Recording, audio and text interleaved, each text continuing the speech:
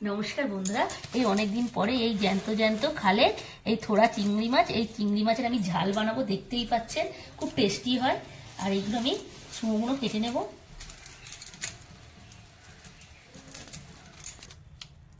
एबार बाचा हये गेछे धुए निये आसि। बंधुरा माछ आमार धोया हये गेछे भालो करे जल दिए एबार आमी नुन हलुद माखबो परिमाण मतो नुन और एई माछेर झाल अनेक टेस्टी हय सचराचर पाওয়া যায় ना এই শীতকালের শুরুতে এই কার্তিক মাসে এই মাছ পাওয়া যায়। দেখুন কাটার পরেও লাফাচ্ছে। 10 মিনিট পরে ফিরে আসছি। এই তেল গরম হয়ে গেছে আমি এই থোড়া চিংড়ি মাছ দিয়ে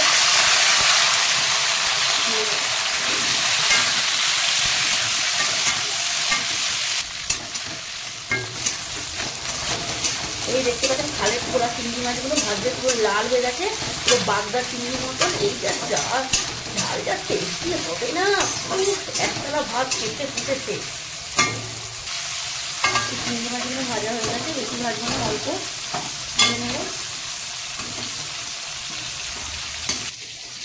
এই ভাজা রেডি হয়ে গেছে। এবারে এই চিংড়ি মাছের তেলেতেই আমি শুকনো লঙ্কা আর জিরে আর কসুরি মেথি ফোড়ন দিয়ে দেবো। আর যে উপকরণগুলো দেবো পেঁয়াজ কাঁচা লঙ্কা রসুন কুচি টমেটো আর ধনিয়া পাতা এই রসুন কুচিগুলো দিয়ে দিলাম ফ্লেভারের জন্য। এই পেঁয়াজ আর কাঁচা লঙ্কা আর এই টমেটো ধনিয়া পাতাটা ছেঁচে দেবো।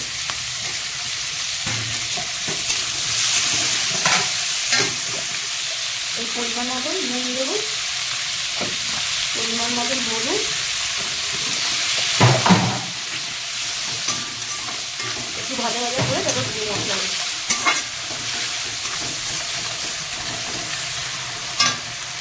এই আমার গোলমরিচ জিরে মরিচ আর ধনে আর কাশ্মীরি লঙ্কা এইগুলো আমি দিয়ে দেবো। একটু মশলা দিয়েছি একটু জল দিয়ে দেবো এই জলটা নাড়িয়ে দিতে হবে।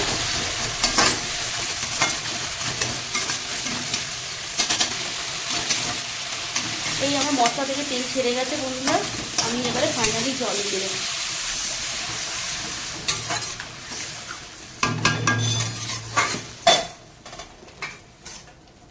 ধনে পাতাগুলো দিয়ে দেবো আর এই চিংড়ি মাছগুলো দিয়ে দেবো।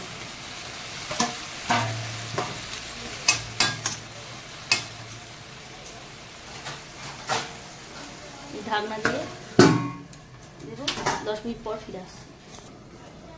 এই বন্ধুরা আমার 10 মিনিট হয়ে গেছে।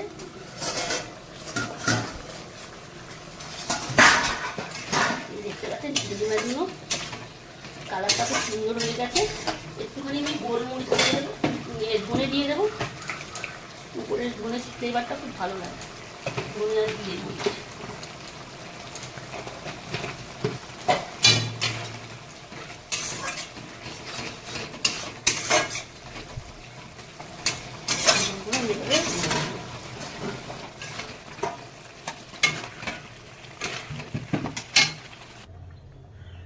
এই বন্ধুরা টেস্টি টেস্টি থোড়া চিংড়ি মাছের ঝাল রেডি হয়ে গেছে।